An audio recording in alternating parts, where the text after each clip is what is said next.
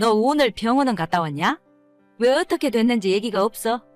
아까 낮에 갔다가 좀 전에 집에 돌아왔어요. 제 몸에는 아무 이상 없다고 하니까 걱정 마세요. 아니, 누가 네 몸 걱정해서 물어본대? 뱃속에 있는 둘째는 잘 있어? 네, 아기도 자리 잡고 잘 크고 있대요. 이제는 안정됐다고 하는 것 같아요. 그래서 이번에는 아들이래? 너 이번에도 딸이면 진짜 가만 안 둬. 아직 너무 작아서 그런 건 몰라요. 적어도 다음 달은 돼야 알 수 있을 것 같아요. 괜히 딸인 것 같으니까 나한테 거짓말 하는 거 아냐? 아무튼 나는 지금까지 너한테 할 수 있는 건 다 해줬다. 아들 낳는 약 지어줘. 용환부당한테 아들 부적도 써줘.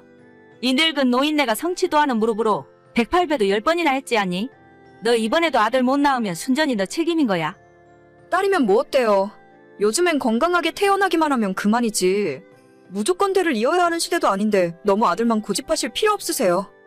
너 무슨 귀신 신하라 까먹는 소리를 하고 자빠졌냐? 둘째도 손녀 낳는 꼴 보자고 이러고 있는 거 같냐? 내가 너 우리 집에서 못 쫓아낼 것 같니? 다른 것도 아니고 아들 하나만 낳아달라고 했는데 그게 어려워? 어머님 그만 좀 하세요.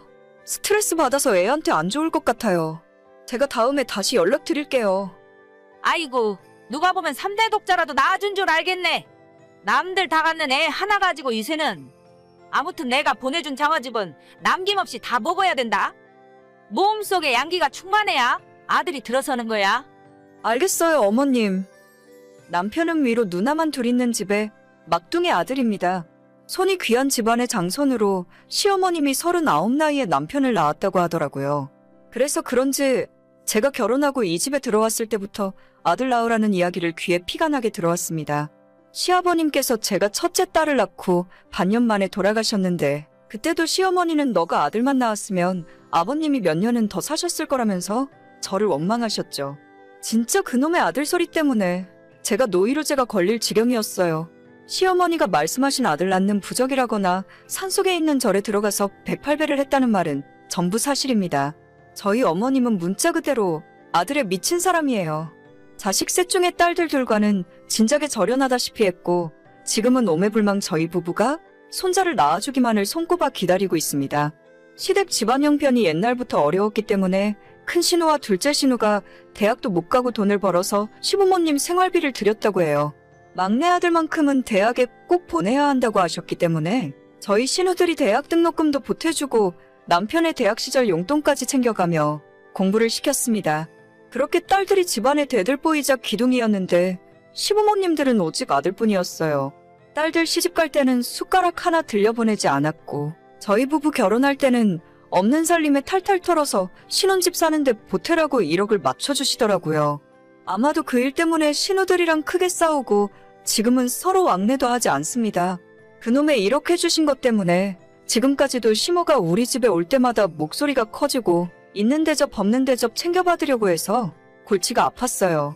지금으로부터 4년 전 결혼 생활 1년 만에 첫 아이를 갖게 되었는데 어머님은 제 임신 소식을 듣자마자 어디 용하다는 점집에 갔다 오더니 첫째부터 아들이라며 좋아하시더라고요. 내가 옆 동네 용한 점쟁이한테 물어보고 왔는데 무조건 아들이라더라. 어쩐지 내가 두꺼비 태몽을 꾸더라니 떡두꺼비 같은 손자인가 보다. 아직 병원에서도 아들인지 딸인지 모른대요.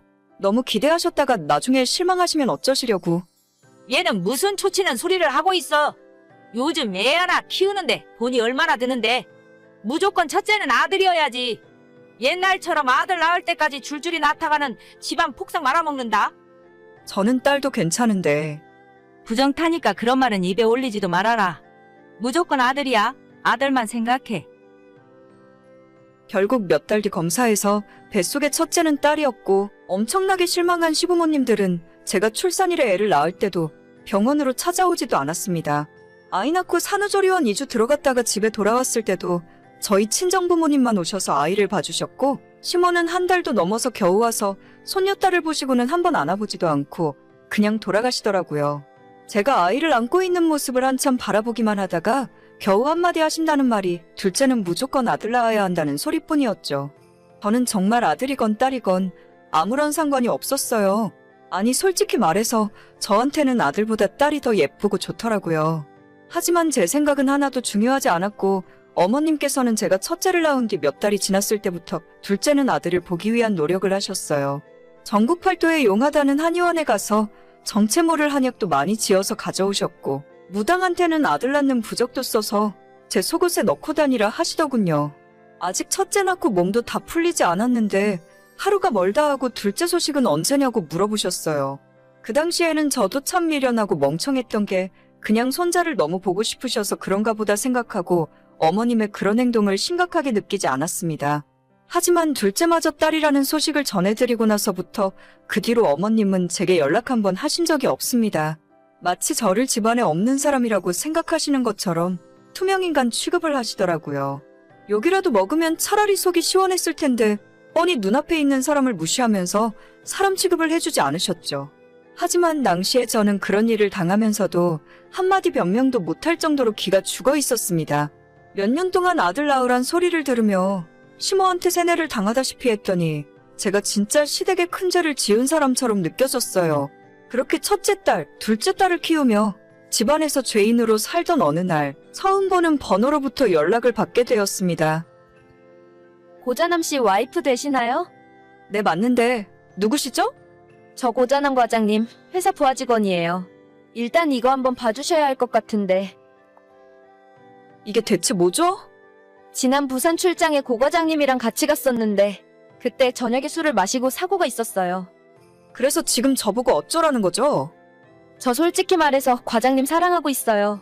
과장님한테 얘기를 듣자 하니 사모님이랑 거의 이혼하기 직전이라고 하던데 그냥 시간 질질 끌지 말고 빨리 나가시는 게 어때요? 너 그게 무슨 헛소리야? 누가 그딴 소리를 해? 내 남편이 그랬니? 그건 저 말고 과장님한테 직접 물어보세요. 아무튼 빨리 결정하셔야 할 것 같아요. 저도 배불러 오기 전에 결혼식 올리고 싶거든요. 내가 너 가만둘 줄 알아? 그런 이야기는 저 말고 남편분이랑 알아서 하세요. 그쪽에서 다 알아서 하신다고 했으니까요. 그 여자가 저보다 나이가 어리고 아이를 갖고 있다는 이유만으로 시모와 남편은 저보고 이혼해달라 하더라고요. 지금 살고 있는 저희 집을 위자료로 줄 테니까 남편과 상간녀를 고소하지도 말고 조용히 서류에 도장 찍어 달랍니다. 변호사를 찾아가서 물어봐도 이 상황에서 저와 아이들에게 가장 유리한 방법은 집을 받아내는 것 말곤 없더라고요.